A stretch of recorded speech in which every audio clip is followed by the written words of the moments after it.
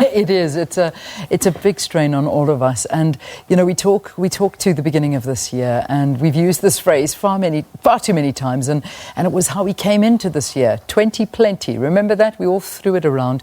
Many people thought that this time in the calendar, their lives would have all changed for the better. Then, coronavirus came. People have lost their jobs. They're unable to attain their educational pursuits. Those who wanted to travel for the first time, they can't. Those that have had big celebrations in terms of birthdays, something as simple as that, they can't. It seems we are living in a dystopian reality where everything that could possibly go wrong has gone wrong. This has taken a toll on our mental health. Charity Mkone, clinical psychologist at the South African Depression and Anxiety Group, joins us to discuss this. It's great to have you. Thank you so much for joining us.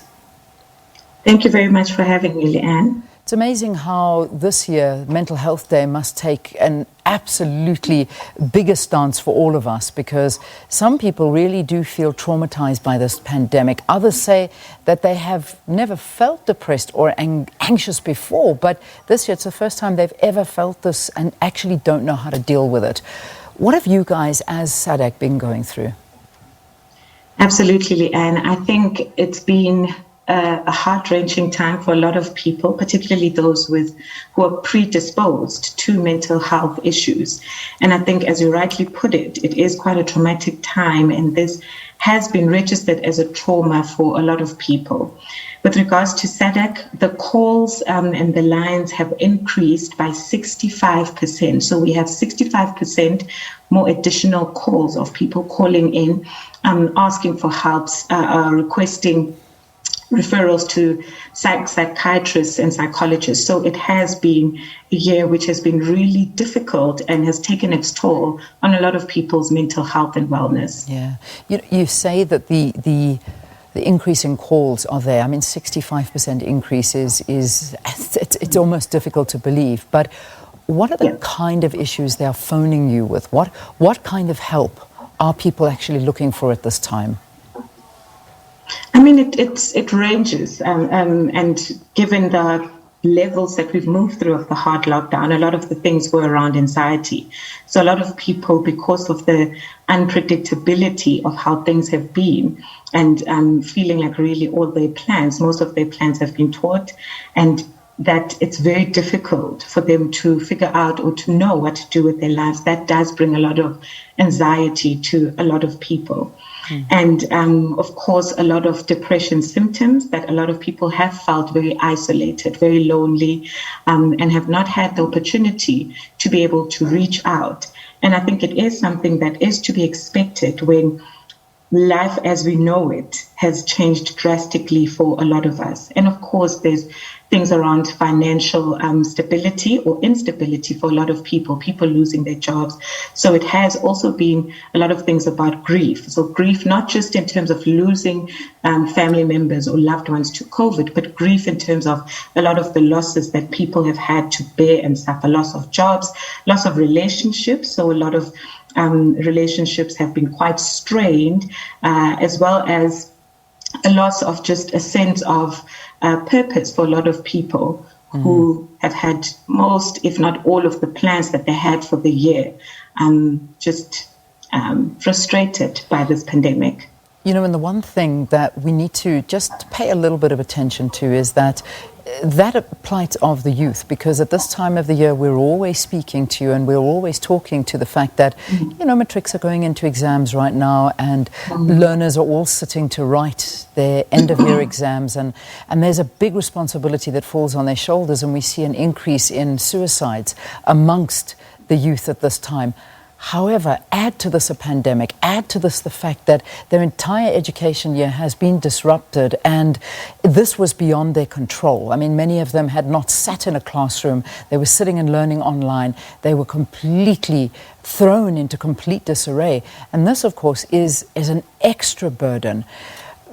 Have you noticed this amongst the youth? I mean, let's focus on them for a short while now. What is going on there? Absolutely. I think even prior to the pandemic, mental health and wellness amongst the youth, amongst a lot of South Africans, has been under strain. So with what the pandemic has done is just really expose and exacerbated something that's already been a crisis in this country. If you look at the statistics, 1 in 10 South Africans, only 1 in 10 in their lifetime will receive treatment or any type of intervention for mental health or mental illness that they have. And I mean, that's a staggering number of people pre the pandemic because of the shortage of psychologists and psychiatrists and mental health practitioners. And I think even the stigma when it comes to the youth and young people, the stigma around mental illness. And as you rightfully said, we had World Suicide Day about 2 months ago, that has already been a crisis even pre the pandemic. And I think this has just exacerbated and really, in some sense, brought to the fore a problem and something that had already been a crisis in this country and also globally.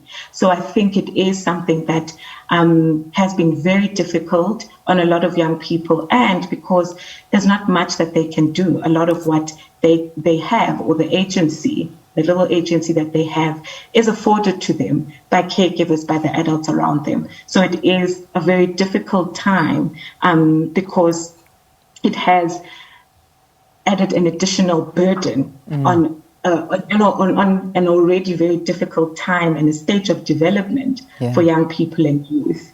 It's quite incredible, because the more you speak, the more my mind goes to a whole different parts and segments of society. I mean, if you think of the elderly, the fear and the anxiety that they obviously are in at this time, because we have constantly from the beginning warned that if you are older, try not go out, stay where you are, don't see family, be alone, protect yourself at all costs, because you are the greatest risk. So that's for the elderly who are now suddenly isolated in a way and are too scared to go out. That's the one segment.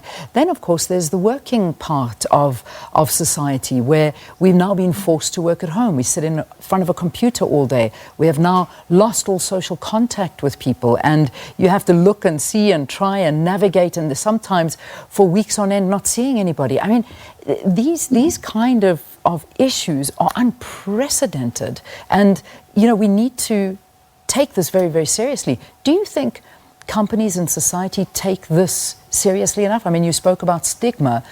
Are we looking at this and saying, hang on a second, there is a problem? I mean, not nearly enough, not as much as we need to look at it, because I mean, this time has brought with it a new world order, essentially. And in some sense, there is a helpful part about this, where it has zoomed in and really put a spotlight on things that have already been a problem and things that have been burdensome on people's mental health and wellness. And I think what this time has done is just really put the lights on and shone a spotlight on things that have been problematic, on people's sense of a work-life balance, that it looked a lot more manageable, or it was more palatable when people could go out to the office, work for hours on end and not have a work-life balance. But the exacerbation of that, of there not even being a physical boundary, or a boundary in terms of going out to work and then coming back. Yeah. So all those things have been brought into people's homes, into people's awareness. And it is, in some sense, quite helpful, because people can deal and are forced, unfortunately, to deal and face with the realities that have been very easy to evade, very easy to distract yourself from, but those realities have forced their way into our awareness. And it is about them creating an awareness about mental health care, about mental health and wellness, and helping people to find helpful and effective ways of coping with these difficulties, as opposed to wishing, I mean, we all wish that this time didn't even happen, or that it would just go away. Yeah. But I think it does bring into our awareness the need to tackle and deal with our mental health, and see it as a real problem. If someone has mental health struggles, that you can't just snap out of it. You can't just get over it. It is a real illness. It's a real problem that does warrant intervention from a professional and a mental health practitioner. Thank you for talking to us. Please go and visit the SADAG website. We've been showing you all of the details on the screen, sadag.org, 011-234-4837. They're open the entire week. But go to that website, look at the symptoms, the signs. You may be suffering from depression, anxiety, or anything. It may be anything, and you don't even know it. But there is help for you. Phone the number, look at the website. Please take control of your emotions. If you're not feeling right, there is help. Charity Mkone, a clinical psychologist at SADAG, talking to us about mental health amid the coronavirus pandemic. And also remember, it is World Mental Health Day tomorrow. All right, let's quickly get the final